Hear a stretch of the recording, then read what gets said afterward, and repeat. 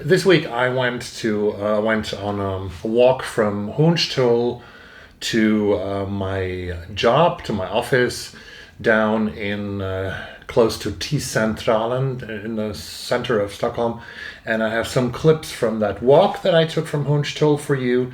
And then, of course, I talk about a lot of different things about the books that I've read, about book prices, about what is a good book, and about the plans that I have for the future and the books that I might pick up over the course of the next week and what else happened in the world. So welcome to my channel again, and let's get started.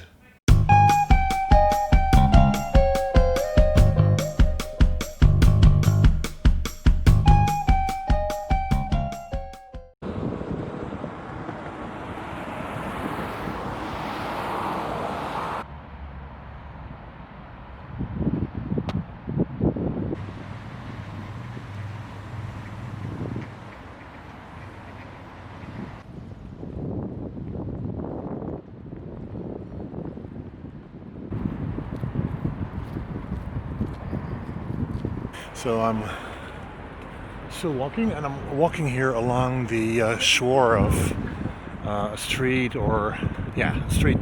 It's called Norr Strand, which means like it's the northern shore of the Mälar lake that is here, right beside me. On the other hand, is the southern Mälar Strand, also with beautiful views. So you can take a beautiful promenade here, a walk, and well, if the weather is better, it must be really beautiful. Today it's grey, as I said. Lots of children playing out here, kindergarten children, or dagis children, as they say here in Sweden.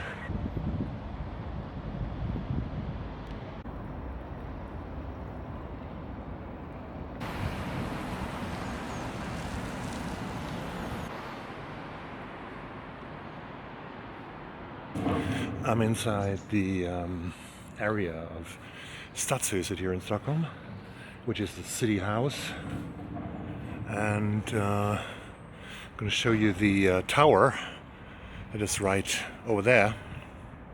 Turn around. So the tower is pretty famous. You will find it on many postcards. And here the city house is very famous. You can actually get married here. It takes about a year if you are applying for marriage here, and the ceremonies are not very romantic. They are like, I think, 30-40 seconds long, because couples are queuing here on Saturdays. They have weddings only on Saturdays, and they have also the long wedding, which is 2 minutes.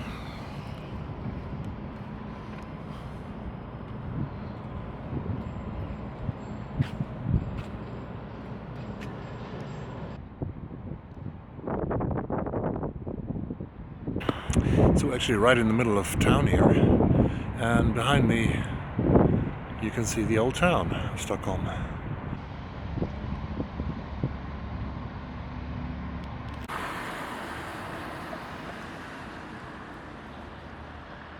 The central station of Stockholm. Let's put a mask on and get in there. Walking inside the railway station now here. Just a few people. And looks like Christmas has come to town. Would be a lot busier usually.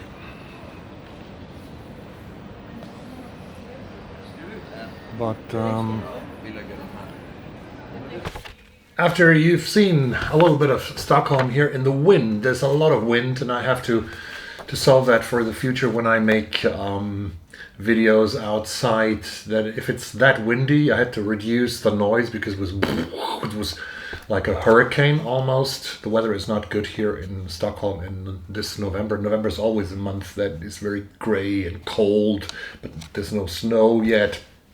It snowed actually once this week, but the snow went away like after 2 hours. The reading week has been sisådär, as we say in Swedish. It has been quite okay, but not really overwhelmingly good, as I hoped for. I told you last week already that I'm reading 4 books, and those 4 books are still are still in the making of reading, so to speak. I try to read a chapter every day in Anne Applebaum's Twilight of Democracy, which is a book about the seductive lure of authoritarianism. And I read not much more than one chapter last week, and it was a chapter with a very interesting story about Polish siblings, two brothers who have developed in completely different directions, and I think they don't talk with each other anymore. One of them has been going into the direction of the ordering of the ruling Law and Justice Party. The other one is more liberal. Twilight of Democracy. Very interesting book, and I'm still learning a lot by Anne Applebaum, who's talking a lot about people that she met on a party 22 years ago in Poland, New Year's Eve party. Then I have continued reading Richard Ford, his novel A Piece of My Heart. I'm about in the middle of it now. It's his first novel in my project, reading as much as I can, reading all of the works actually of Richard Ford. It brings together two different characters, Robert Hughes and Sam Newell, in the states of Arkansas and Mississippi. I have continued reading Amnesty by Aravind Adiga, and I really like that book, although I've finished about 1/3 of it, about a Tamil illegal Tamil immigrant from Sri Lanka to Sydney, Australia, who is always afraid of getting discovered as an illegal immigrant, because Australia is one of the countries, as you might know, with the strictest laws for immigration and for illegal immigration. And he has some information, that guy Danny is his name, about a murder in Sydney that could be very important for the police. But the problem would be, if he would reveal that to the police, he probably would get arrested and sent back to Sri Lanka. Plans, things that happened in the week reading. I'm going to start more books, and hopefully this will work out for me. But I think I will. The first book that I'm going to finish is probably Amnesty by Aravind Adiga, because that goes really quick. It's a quick and a good read, and that will be replaced next week with my buddy read for Interior Chinatown by Charles Yu, that I do together with Paula from Draw Your Book. So this is Interior Chinatown is the book that I'm going to read with Paula starting next week. And we were both a little bit surprised, I guess, when Interior Chinatown won the National Book Award in the United States on Tuesday. No, was that Tuesday? It was Wednesday. When won the National Book Award on Wednesday. Charles Yu has won it, so we are going to read the winner of the National Book Award, and we are going to do some videos about this book. So stay tuned for this to come. And on Thursday, as you might know, the Booker Prize was also revealed, was announced, and the Booker Prize of 2020 went to Shuggie Bain by Douglas Stuart. And that was very, very, well, it was very, there was a huge discussion around the winning of the Booker Prize for Douglas Stuart and Shuggie Bain, because some people like Greg from Supposedly Fun, he absolutely loved Shuggie Bain to win. There were a couple of more people who really adored the win of Shuggie Bain, but there were some people who really were shocked that Shuggie Bain won. Kieran, for example, was shocked. The Booker boy was shocked when he saw that Shuggie Bain won, because he did his favorites were other books, and also he thought that this was not the best book to win. But that's a good question, because in the rules of the Booker Prize, which seems to be even more discussed, at least on BookTube, than the National Book Award, the Booker Prize rules, they say nothing more that the jury is giving the award to the book that they think is best selection that they received. of the long list that they made and of the short list that they made. So they decide themselves for the best book. So what is the best book, my friends, folks? What is the best book? What defines a good book? What is a better book? What is the best book? There are several criteria, and it always depends on what the jury says. Of course, if there's a jury that puts the weight, the importance on the style, the structure, the progressiveness in terms of how to tell a story, that the authors are supposed to find new, extravagant, difficult structures and forms to tell their story. If this is the main criteria, then probably Shuggie Bain would not be the best book. But if other things are important to a book, the story of a book is important, the opening is very important of a book. Many people say that, and I think I agree with that, because the opening always immerses you into a book. The opening of Shuggie Bain is okay, it's conventional and it's okay. And that's also the criticism I think that many people have against Shuggie Bain, is that it's very conventional. But I think that conventionalism or commercialism, as somebody, I think it was also Kieran, has said in a prize, is being commercial a problem? Is it a problem when a book gets sold even without having won the Booker, without having won the National Book Award? I don't think so. Another point is compelling characters that you can identify with, characters that make you feel with them, that make you suffer with them, that make you be happy for them, and that make you sad with them. An absorbing story is another thing that I think is very important. A story that draws me into the action, that I almost feel like I am there. Actually, something that I feel right now when I read Amnesty by Aravind Adiga.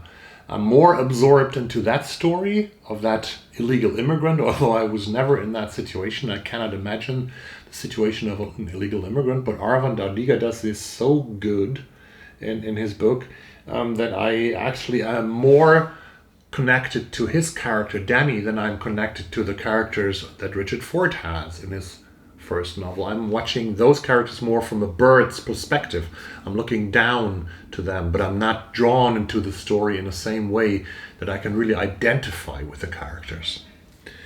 Dialogue is very important. Lots of character-driven novels, I think, don't have so much dialogue.